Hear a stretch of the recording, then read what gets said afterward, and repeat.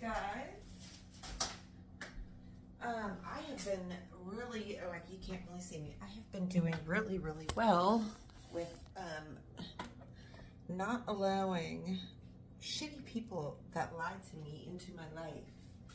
I have just been, you know, honestly, if I'm really being honest, I spend almost most of my day disassociating. You know, smoking the herb.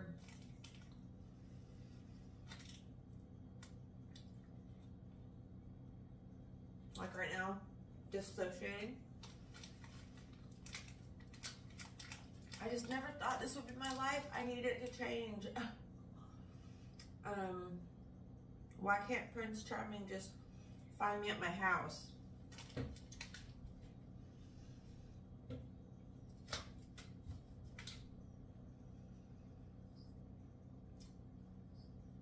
I just got back from the grocery store. Russet potatoes. I've been on a potato salad kick lately. For the past couple days, that's all I've eaten. Onions for my potato salad.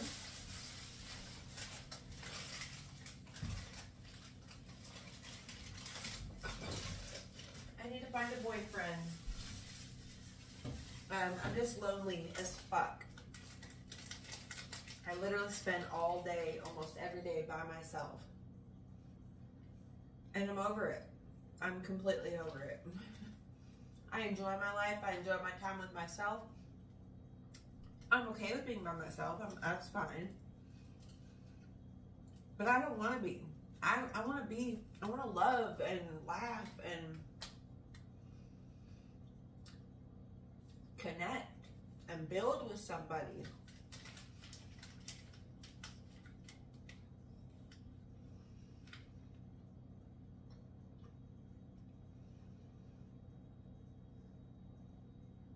So much of my relationship with Mark was just bullshit lies and me feeling emotion for somebody who did not feel emotion for me. All he did was mirror myself back to me, and I fell in love with myself because he was never invested. He never had opinions, thoughts, ideas about us as a partnership. It was never that for him. He just like lied to me for the longest time, like years and years and years. And I'm the type of person, well, I used to be the type of person who really took people for their word. Like I was trusting, and people called me stupid for it, but I just didn't let myself become jaded and like expect the worst out of everybody, and like thus being an asshole and going around fucking people over because I expected that out of them to do that to me. Like,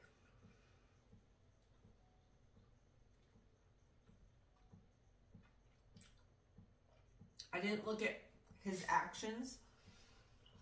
I didn't look at any of that. And I got hurt over and over and over again.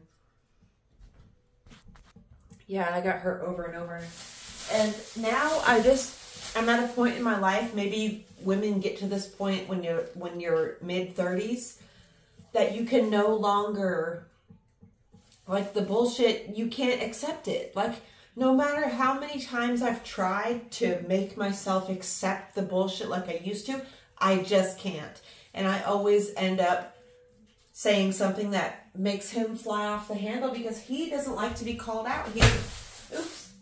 He doesn't like to be, you know, he doesn't like you to point out his shitty behavior and his lack of care.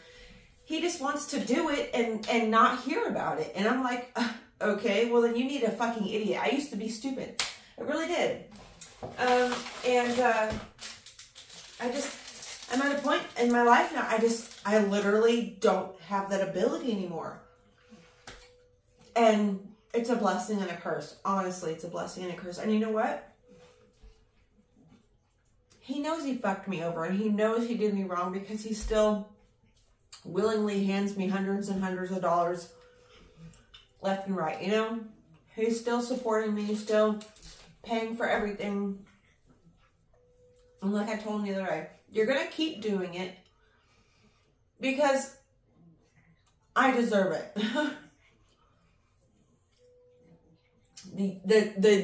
A whole decade, you guys, a whole entire decade of my life, I allowed him to dictate everything. I just took it and kept taking it and allowed him to just do whatever with my mind, my body, and my soul. I allowed him to stir up emotions that I don't allow anybody else to stir up.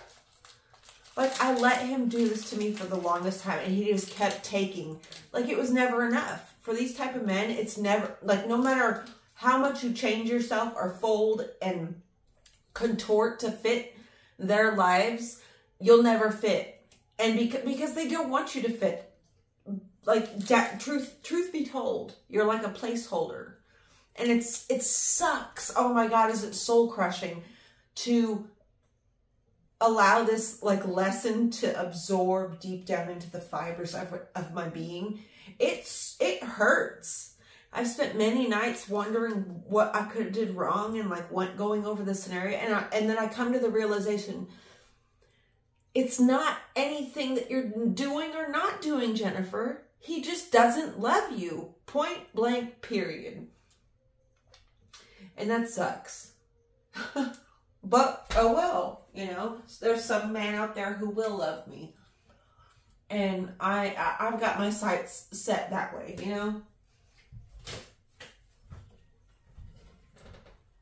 So we're gonna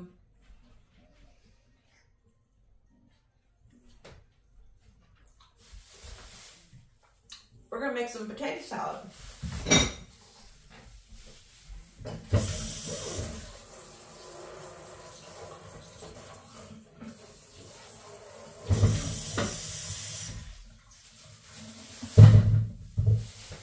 I don't know how you guys make your potato salad.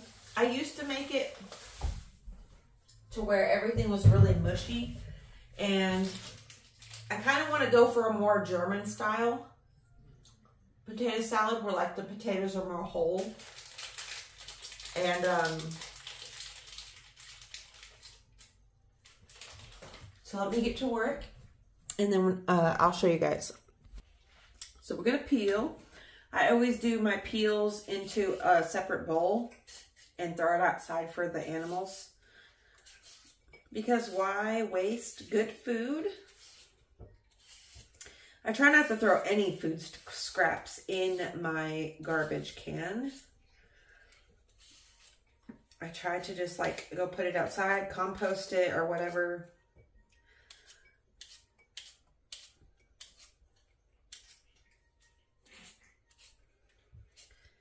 I guess some people, they like their potato salad with their skins on your potatoes. So, you know, this isn't no kind of recipe. I'm just, you know, hanging out with you guys because literally you're my only friends. Literally. God, it's such a sad existence I have like forced myself into because it's nobody else's fault but mine. I don't have to sit here by myself, but I do. Mainly, I'm noticing it's fear. It's fear. And it's bullshit fear at that, because I know I've had this talk with you guys before where it was like, you know, if you look back on your life and think about all the times you were afraid and then you like powered through that fear and like was able to get through it on the other side of it, you realize it really wasn't as bad as you like talked yourself into believing it was. But, you know, with time, I have to do like, almost like, exposure therapy of making myself go outside by myself more and stop relying on Mark to like be a human bodyguard for me. Cause it's wildly different, the attention I get when I'm with him versus if I'm alone. Like I just got back from the grocery store by myself And you know, it's a nice day here today. I wore these shorts and a sweater, like I was totally covered up top. And my hair is down and it's really curly today. Well, not really curly, but you know, I looked really nice and really pretty, really put together. And I was being, you know, I felt like too many men were looking my direction in the grocery store for my comfort. Because when I'm with Mark, people still do look at me, but it's just like a glance. It's more like just, oh, she's got a man with her. I'll look the other way. But man, when I'm by myself, it's almost like people follow me around the stores. They just get too close to me. It's uncomfortable. It's weird. So I have to do some like exposure therapy slowly to get myself used to being out by myself. I really have not, like if I could tell anybody listening who's in a similar situation that I am with a man, is do not allow them to put their fears onto you, because you will absorb them. I think that's what's happened here. And honestly, another thing I was thinking, I feel literally like this situation is almost like a mild Stockholm syndrome type deal, because like when I first met Mark, I had zero feelings towards him. I felt like, oh, he's a creepy old man. This is creepy. This is weird. I didn't want to be seen with him in public. I didn't want him standing too close to me. It was just like, I was very, very cautious, like very aware of society's perceptions and all that. And so I just didn't want him near me. And it was like that for like 5 years. I didn't have any feelings towards him whatsoever. And then like somewhere in that 5th year, I started to like fall into limerence for him. Like I started to get feelings for him. And I just don't believe they were even real. It was almost like a Stockholm syndrome, where like you're with somebody who's kind of not good for you at all and kind of dangerous towards your well-being and such.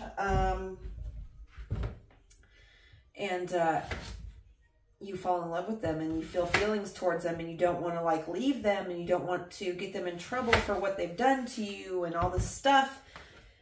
And it's like a mind fuck. And that's what it feels like. Honestly, that's what it feels like. And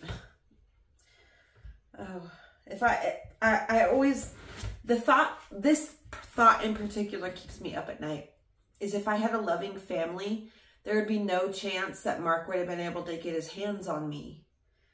If I was, you know, grew up with a loving family that I could rely on for love and support, emotional support, you know, just like be a support system, I would have not been in this situation, because I was like the perfect target. Anyways, I try not to think about that stuff too much, because man, it could send me into a dark spiral very quick if I let it.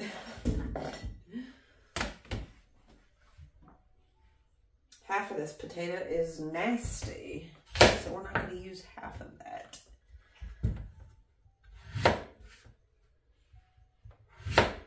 But spring is upon us, and that makes me, you know, the depression and the, you know, dread thoughts and all this, the existential crisis thoughts, it makes all those a little bit more not as harsh and not as bad. So, you know, the sun can, being in the sunlight actually does wonders for you.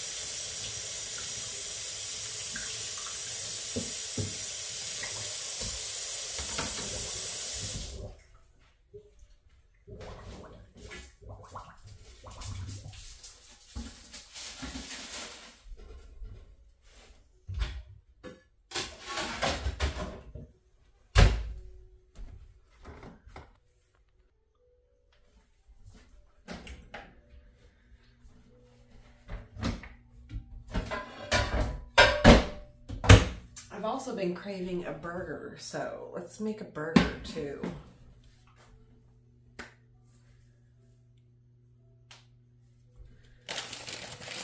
Actually, we have to start some onions.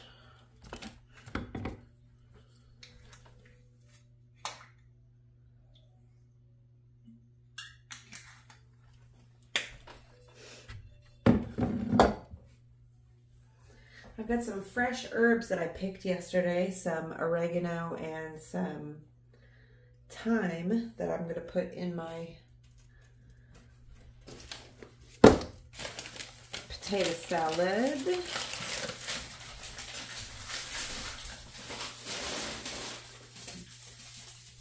I just take like one small sweet onion like this guy here. Again, this is not a tutorial. This is just me cooking with y'all. Tell me what y'all are eating for dinner tonight on this lovely Friday night down in old Virginia. Losing my goddamn mind.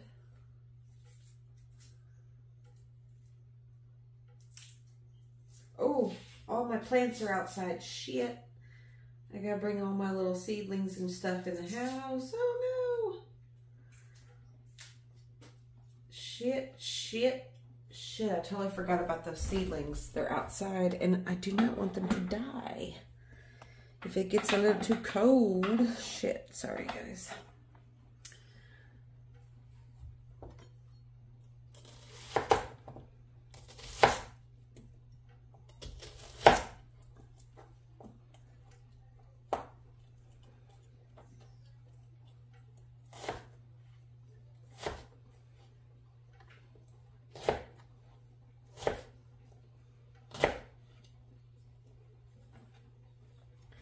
Yeah, I'm not a fan of fresh onions or raw onions, but I don't mind a cooked onion.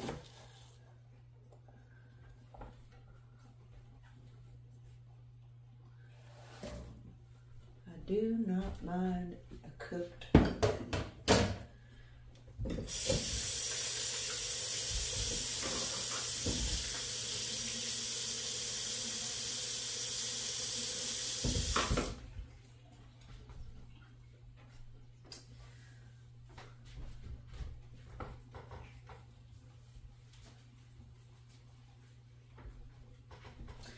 Let me go get my plants. I have got to show you guys how long my hair is. It has gotten so long. And my natural color is, you can see clearly where it stops. But I'm about to get it cut soon and get a lot of this dark cut off. Last time it was this long was like end of 2017. And then mid 2017 I went through a very serious like mental breakdown, and 3 o'clock in the morning I went in the bathroom and I put my hair in a ponytail and I chopped it off, and it felt amazing. And then after I cut my hair off, I felt better. I really did. And I started I got off all my drugs, the drugs I was taking, which I needed to do that again. I'm taking this one medicine that is making this happen, causing these really bad bags. And part of it is there's a chemical peel still happening.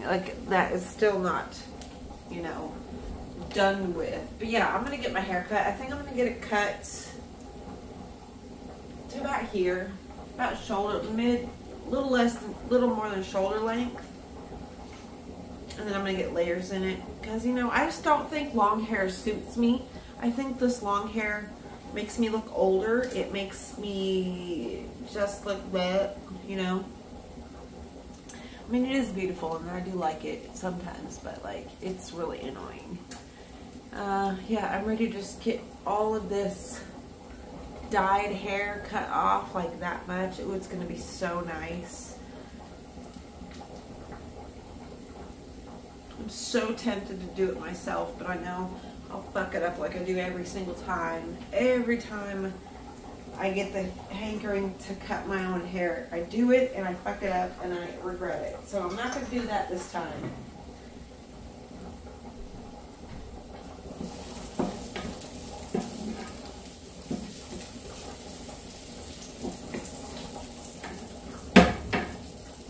Got to caramelize these onions here.